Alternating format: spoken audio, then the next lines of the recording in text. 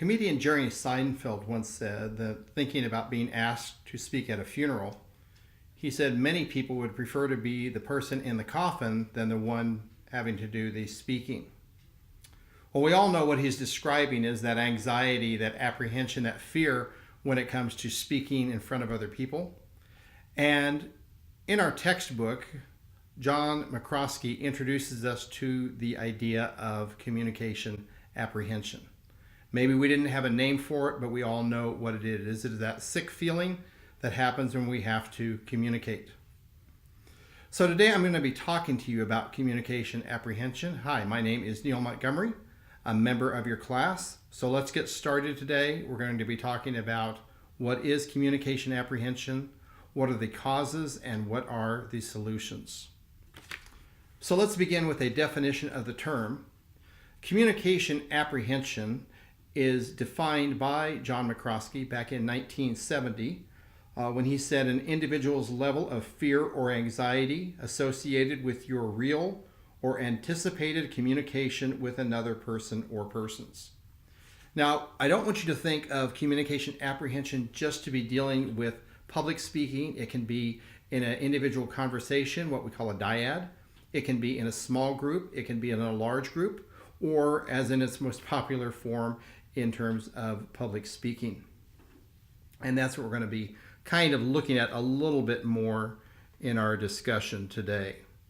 McCroskey also is the one who developed what he calls the personal report of communication apprehension. That is the measuring tool they will use to evaluate and come up with kind of a number or a value or a measure of the level of someone's communication apprehension. So let's talk now about the sources of communication apprehension. There are 4 that are identified. First is heredity. We're born that way. That's something we just get genetically.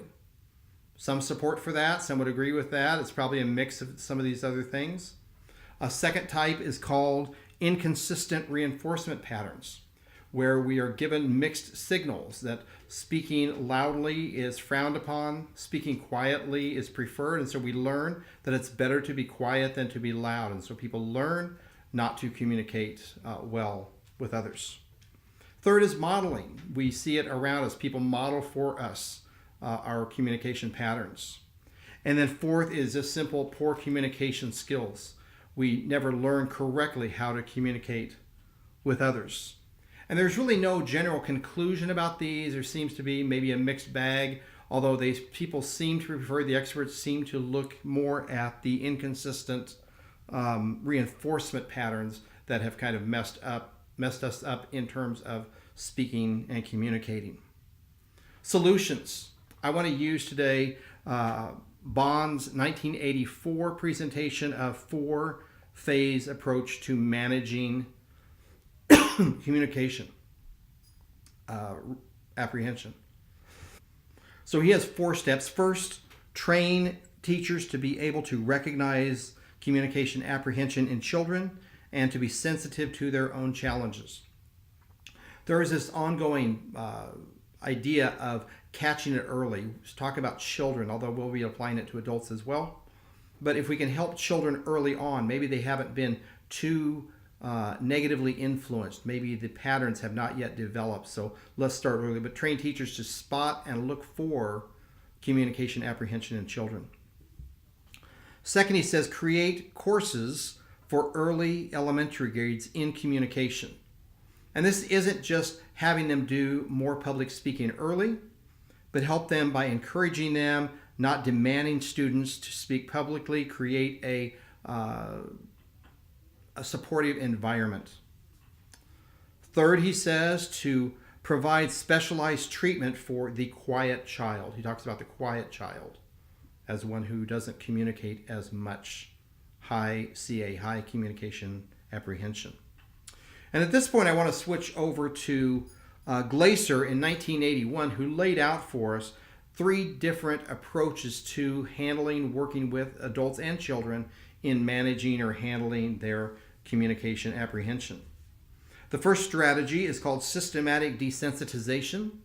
This is Bond's choice, and this is classic conditioning, where we teach people relaxation techniques and then we introduce low level to high level, kind of a progressive process of communication apprehension scenarios. And they learn to practice their relaxation techniques and apply it to the situations, and raising the bar, raising the bar, raising the bar, so they can handle the more stress and anxiety and apprehension from speaking communication situations. Second is called negative cognitive appraisal model, and this is basically cognitive therapy applied to communication. That what we are doing is helping the person identify negative self-talk, negative assumptions, negative conclusions, kind of a high self-critical attitude, and replacing these misdirected perspectives and the negative talk and the negative assumptions with reality and truth, and helping the person have a better perspective and not just all this negativism. And then the third approach is skill deficit model, that is skills training, or ST, where we're teaching the people how to communicate better, behavior-wise, skill-wise, learning how to communicate more effectively. At this point then, we look at Glacier's conclusions, and she basically says whatever works. If cognitive therapy works with this person, use that. If skill training is all they need, use that. But whichever one fits the need, try them all and see which one works, then do that.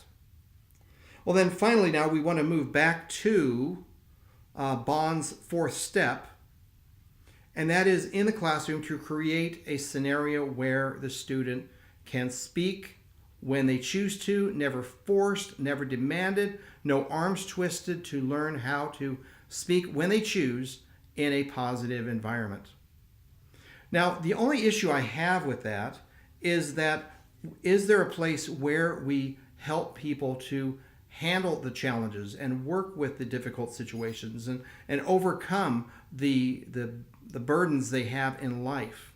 Or does this completely sidestep, because at some point we won't be able to opt out of different situations? In conclusion, I want to think about three different ideas here of why communication apprehension should be managed, handled, helping people to grow. First of all, it allows them the freedom to speak, which is what we were created to do. God created us as communicators. And so therefore, to be able to speak should be something we can all enjoy and participate in. So let's help those who are struggling with that.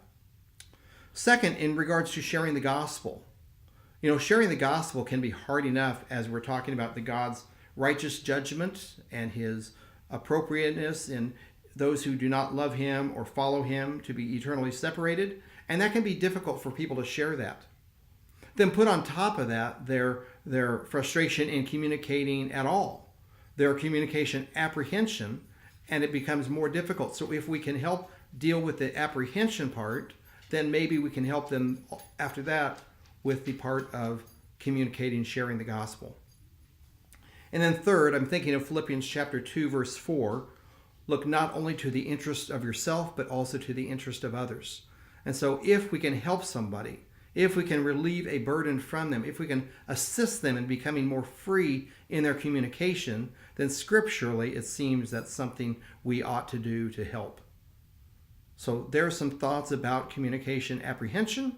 Thank you, and God bless you.